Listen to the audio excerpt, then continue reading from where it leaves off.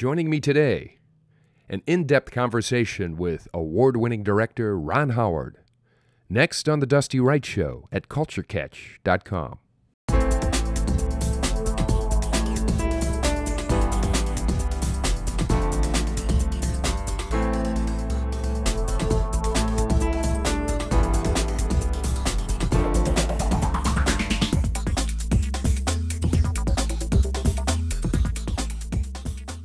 There's a reason they call him Tricky Dick. You stand by to roll tape? You had a pleasant evening last night? Yes. 4, 3, 2, Did you do any fornicating? and cue David. This is Dusty Wright with the Culture Catch today. Very excited to have Mr. Ron Howard, one of our favorite directors. Thank you, thank you. Thanks for having us here in Connecticut. Up in the editing digs. The editing, it is packed downstairs. He's in the middle of an edit as we speak. But Ron, first of all, congratulations on Frost Nixon. Thank you.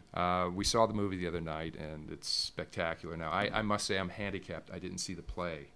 Right. But I'm curious, when you saw the play, was it an immediate for you for a film adaptation? It was so immediate that I did something I've never done ever, which is I literally left the theater and called Brian Grazer, my partner at Imagine Films, and called my agent and said, I don't want to just develop this. I want to make it. I'll commit to making it next. And I think everybody was a little shocked because they've never heard me, sort of jump in with both feet like that. But I was so surprised by what I was experiencing in the play. And I'd read it. I knew I liked it. That's why I was there. I thought it could be a movie.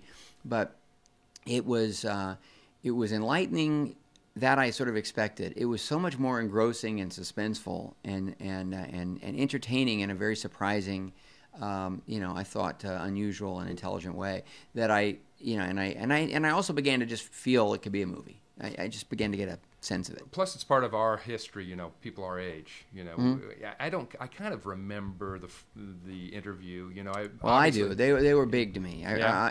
I was 23 at the time in 1977, and I was one of those. They say 400 million people worldwide watch those interviews. Well, you were there. I was there, Yeah. and it was very significant to me. And what's interesting about what Peter Morgan, the screenwriter, who also wrote the play, and also wrote The Queen and Last King of Scotland last year, and he's a brilliant guy, and he's really on a roll. But what he did was for all of us who sort of think we know what the story was, whether we watched the interviews or read about them or vaguely remember them or remember them like they happened yesterday, is you just have no idea what the human interest story is going on behind the scenes. And that's what he uncovered and really knew how to write.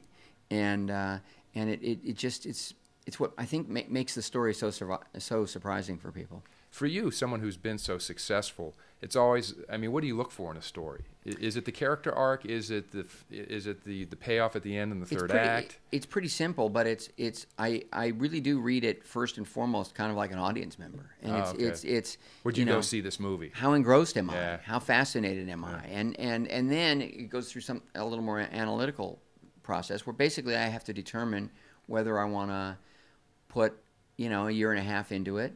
Also, the energies of the team that I work with, because they'll if I say I'm going for it, they'll jump in behind it, and sure they'll get paid, but their careers depend on it being good, as well. Yeah. But it's kind of for me, it reaches a point where if I get sort of jealous of it, if I start to feel like, God, I'm going to kick myself if anybody else gets to make this and I don't.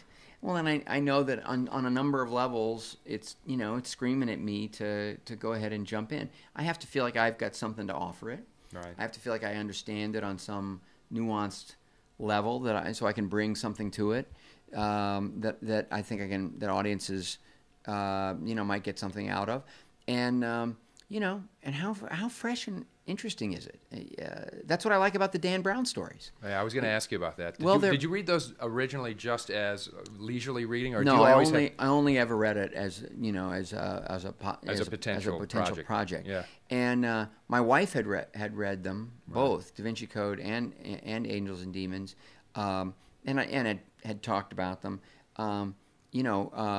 The guys who created 24 were the first ones to tip Brian Grazer off to it. They just Really? said, "Wow, this is so cool!" and these They're plot reading- twists, yeah, and they love. Of course, they love all that, and Yeah.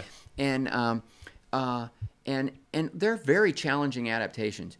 Angels and Demons, the one that I've just finished shooting, is much more of a movie story. It's literally a ticking bomb story. It's a thriller. It's a mystery, and it really works on all those levels. And for me, it was very satisfying to work on because it was unlike anything that I've done. Maybe closest would be Ransom, but this is more mystery, Right. And less and following the plot points. But a lot of the movies that we've made together, Brian and I, that you look back on, everybody looks back on and says, well, of course those were hits. Those were high concept ideas.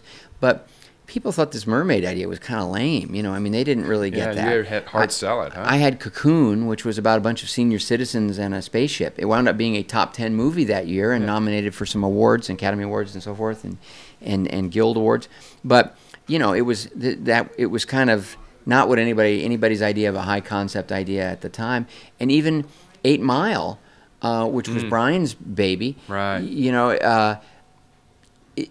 Eminem starring in a movie, Right. and it's kind of it's about rap, and at that time, that hadn't broken through, and that was a leap on the studio's behalf to do that, and of course, Beautiful Mind, drama about the internal struggle against a schizophrenia, and it wound up not only being an award movie but being incredibly profitable. Apollo 13, the only sort of precedent for that one was The Right Stuff, which was a great movie, but had almost brought the studio down. It had performed so poorly at the box office, which always surprised me because I thought it was just a genius film. So we went into that movie sort of saying, well, we hope we're as good as The Right Stuff, but we hope there's an audience, and it turned out there really was one. So I'm sort of proudest of the movies at Imagine that are now viewed as, well, those were obvious slam dunk ideas, but we know were sort of gambles. Maybe today, looking at the new movies, these Dan Brown movies, those are slam dunk. But again, the daunting nature of adopting and adapting a book.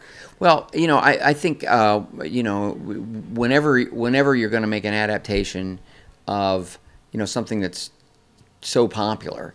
Unless you just get incredibly lucky with some stroke of creative insight, I think you kind of know you're going to get discounted a little bit by people who are going to say, well, didn't live up to my sense of it based on the book. But those stories just offer such they're great life experiences. Creatively, they're fascinating, and in a world where studios, really only want to invest large sums of money on projects that they feel they know they can market, that tends to lead towards superhero movies and or broad genre comedies. Right.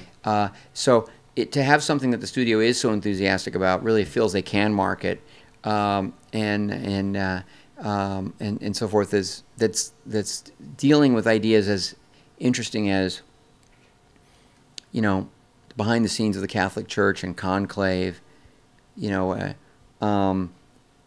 Should you embrace dogma fully, or should you question it? Mm-hmm. How was that dogma arrived at historically?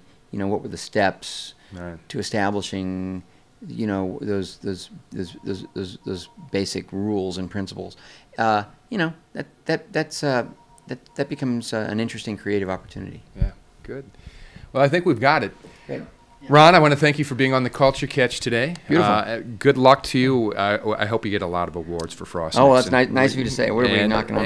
And when Angels and Demons comes out, the same thing. Thanks. Appreciate it. Appreciate it. Bye-bye. See you soon.